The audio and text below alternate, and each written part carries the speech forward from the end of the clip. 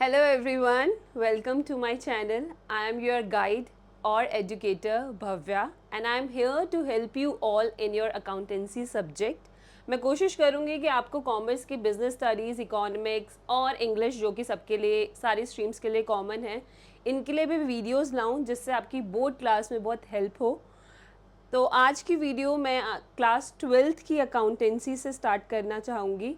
आपका इस वीडियो के रिस्पॉन्स से मैं और सब्जेक्ट्स के लिए मोटिवेट होती रहूँगी और आपकी जैसे जैसे रिक्वायरमेंट्स होंगी वैसे वैसे उस सब्जेक्ट्स की मैं वीडियोस आपके लिए लेके आती रहूँगी। तो स्टार्ट करते हैं क्लास 12th की अकाउंटेंसी। सबसे पहले आपको अकाउंटेंसी का आपका जो सिलेबस है क्लास 12th का उसका इंट्रोडक्शन दे देती हूँ।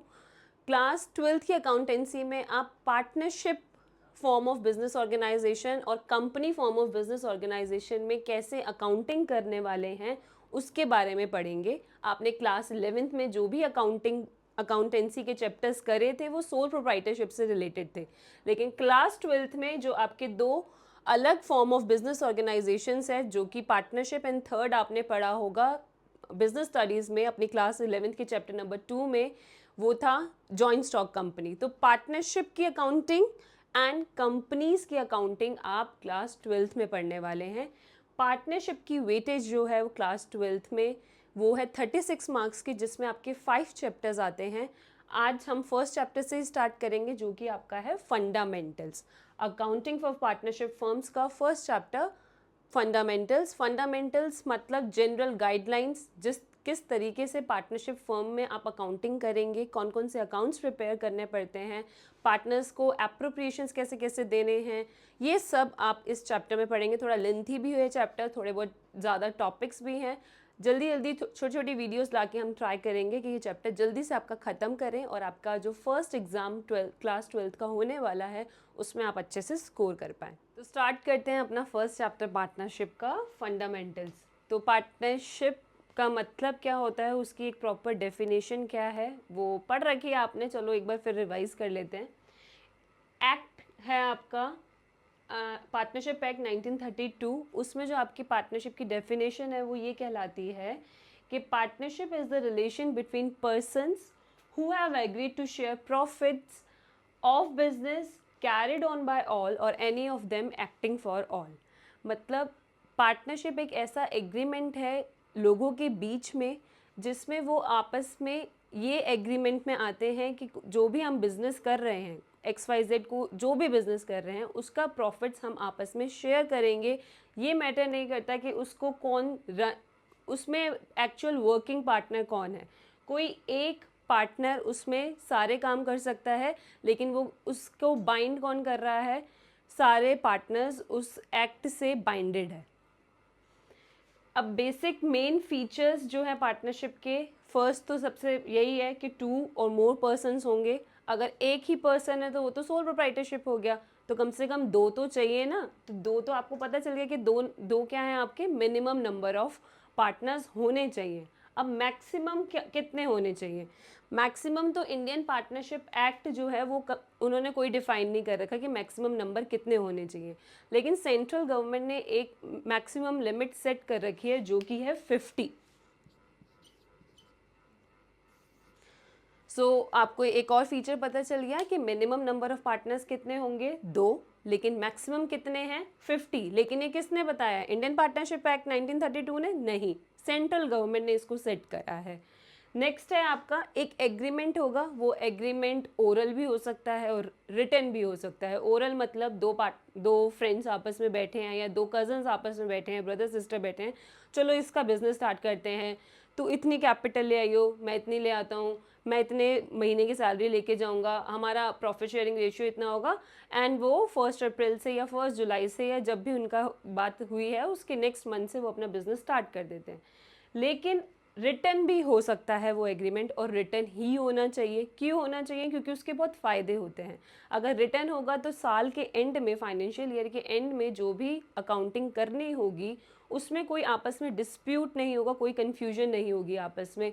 कोई पार्टनर ये नहीं कहेगा कि अरे ये बात हुई थी कि मेरे को इंटरेस्ट ऑन कैपिटल इतना मिलेगा, मेरे को सैलरी इतनी मिलेगी, अब तुम मना कर रहे हो, पहले ये था कि 1:1 रहेगा रेशियो, अब तू 3:2 कैसे कर सकता है। तो इन डिस्प्यूट से एंड में बचने के लिए एंड एक क्लैरिटी रखने के लिए कि कौन से पार्टनर की क्या राइट्स होंगे, क्या ड्यूटीज़ होंगे, ये प्रेफर किया जाता है कि एग्रीमेंट जो है वो रिटन में होना चाहिए। अब रिटन में हो गया तो वो एक डॉक्यूमेंट बनेगा, उस डॉक्यूमेंट का क्या नाम हो जाता है, पार्टनरशिप डीड।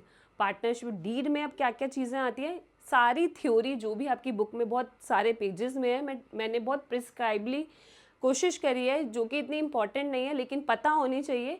मैं सब कुछ पॉइंट्स आपके कवर करती जा रही हूँ साथ साथ। पार्टनरशिप डीड क्या हो गया, जब आपका एग्रीमेंट रिटन में हो गया। रिटन में होने के बाद उस पार्टनरशिप डीड में क्या क्या चीज़ें आएंगी, name and address of firm, आपका फर्म किस नाम से है, कहाँ पे है, पार्टनर्स के नेम और एड्रेसेस, पार्टनर्स के आपस में प्रॉफिट शेयरिंग रेशियो कितना रहने वाला है, इंटरेस्ट ऑन कैपिटल का रेट कितना रहने वाला है, इंटरेस्ट ऑन ड्राइंग्स का कितना रहने वाला है रेट, सैलरी कितनी देनी है, किसी स्पेसिफाई पार्टनर को कोई स्पेशल कमीशन देनी है, जो भी सारी पार्टनरशिप से रिलेटेड बातें हैं वो आप उस पार्टनरशिप डीड में मेंशन कर देते हैं। अब पार्टनरशिप डीड का एक और नाम आ जाता है, जो कि बच्चे इस पे ज़्यादा फोकस नहीं करते हैं, कभी कभार एमसीक्यू में आ गया, तो आपको पता होना चाहिए कि पार्टनरशिप डीड को आर्टिकल्स ऑफ पार्टनरशिप भी कहते हैं। Next feature, sharing of profits. Partners आपस में आए हैं, बिजनेस स्टार्ट कर रहा है, तो शेयरिंग ऑफ प्रॉफिट तो हो गई, प्रॉफिट भी होगा और साथ साथ लॉसेस का भी शेयरिंग होगी। एग्जिस्टेंस ऑफ बिजनेस होना चाहिए, ये नहीं कि कोई चैरिटी पर्पस के लिए आए हैं। अब बिजनेस की आपको डेफिनेशन पता ही है कि कोई ना कोई इकोनॉमिक एक्टिविटी हो, इकोनॉमिक एक्टिविटी मतलब मनी इन्वॉल्व होना चाहिए और रेगुलरिटी होनी चाहिए बिजनेस में, डीलिंग में। अब ये नहीं कि आपने कोई पुराना कोई भी आपकी एसेट पड़ी थी, आपने उसको प्रॉफिट में ही क्यों ना बेचा हो, आपने अपना पुरानी मोटरसाइकिल आपने बेच दी, आपने प्रॉफिट में बेच दी, वैसे प्रॉफिट में तो नहीं जाएगी मोटरसाइकिल, डेप्रिसिएट वैल्यू में जाएगी, लेकिन अगर आपका रेगुलर डीलिंग मोटरसाइकिल में है तो वो बिज़नेस कहलाएगा। लेकिन कोई एक ट्रांजैक्शन करके आप उसको बिज़नेस कंसिडर नहीं कर सकते। तो एग्जिस्टेंस ऑफ बिजनेस होना चाहिए, चैरिटी पर्पस नहीं होना चाहिए, प्रॉफिट मोटिव होना चाहिए बेसिकली आपके बिजनेस का। Next is relationship of principal and agent. अब इस प्रिंसिपल एंड एजेंट वाले फीचर में बच्चे कंफ्यूज होते हैं कि ये समझ नहीं आता ये प्रिंसिपल और एजेंट का मतलब क्या है।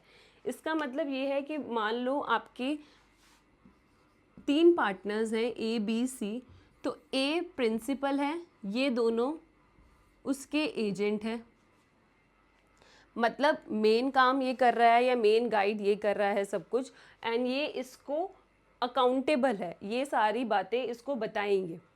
इसमें मेन ये है कि बी भी प्रिंसिपल है, बी के एजेंट्स कौन हो गए, ए एंड सी, सी भी प्रिंसिपल है, सी के एजेंट्स कौन हो गए, ए एंड बी। मतलब सारे ही पार्टनर मेन हैं और एक दूसरे के एजेंट हैं।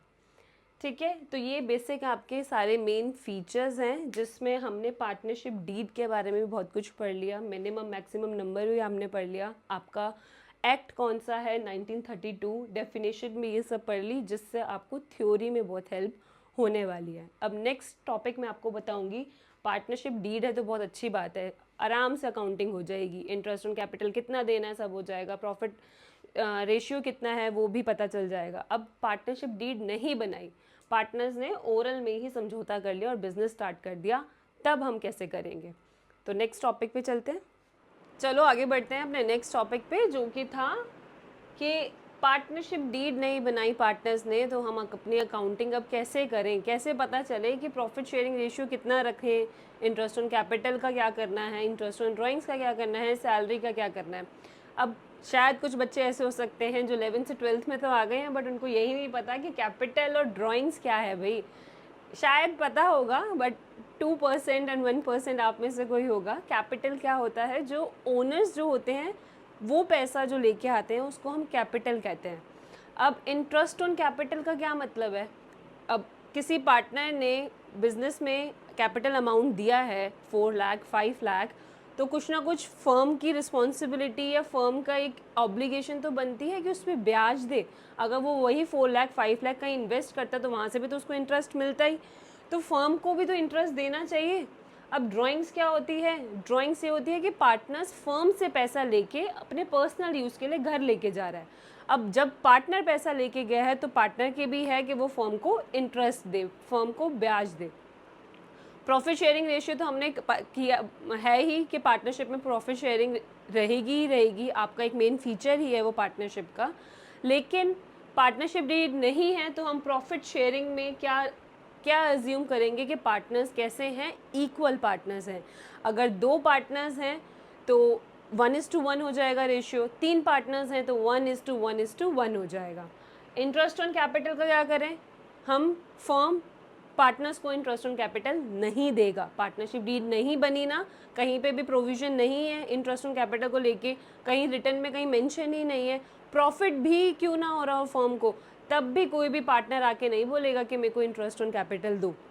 इंटरेस्ट ऑन ड्राइंग्स, जब हम इंटरेस्ट ऑन कैपिटल नहीं दे रहे तो हम क्यों पार्टनर से इंटरेस्ट ऑन ड्राइंग्स चार्ज करें, हम पार्टनर से भी उनकी ड्राइंग्स पे इंटरेस्ट नहीं लेंगे। नेक्स्ट, सैलरी, कोई पार्टनर खड़ा हो गया ABC में से, A बहुत वर्किंग है, रेगुलर है, रोज़ सारा बिजनेस डीलिंग करता है, सप्लायर से डील करता है, कस्टमर से बातें सब कुछ वही कर रहा है। अब वो B और C से कहते हैं भाई मैं तो 60,000 पर मंथ सैलरी लूँगा ही लूँगा, बट नहीं ले सकता, आपने पार्टनरशिप डीड नहीं बनाई है। अगर आपको चाहिए थी सैलरी तो आप अपने दूसरे पार्टनर्स के साथ मिल के एक पार्टनरशिप डीड बनाते हैं, उसमें मेंशन करवाते हैं कि मेरे को सैलरी चाहिए। लेकिन अब पार्टनरशिप डीड नहीं बनी हुई तो हम A को सैलरी नहीं देंगे। कोई भी पार्टनर सैलरी मांगेगा तीनों में से या 2 पार्टनर जितने भी हैं तो हम सैलरी उनको नहीं देंगे।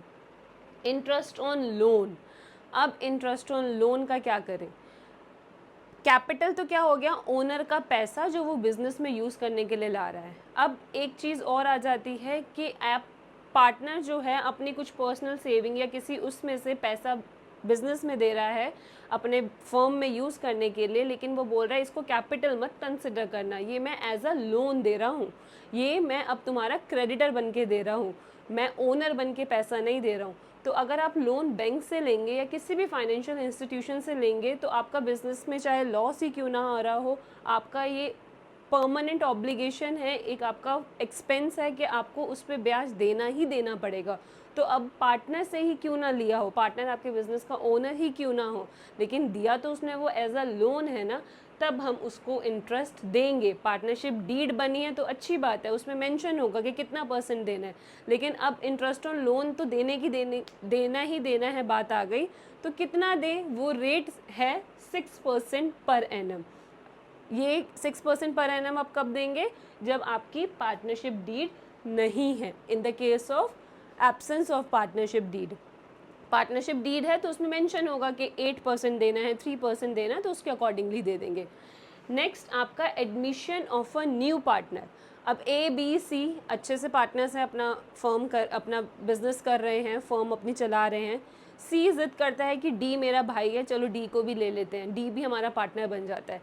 A और B में से B एग्री ही नहीं है कि नहीं हम 3 थे, 3 ही रहेंगे, चौथा आ जाएगा तो प्रॉफिट का शेयर और वो हो जाएगा, अभी हम 3 ही अच्छे से चला रहे हैं, हमें नहीं नीड किसी न्यू पार्टनर की।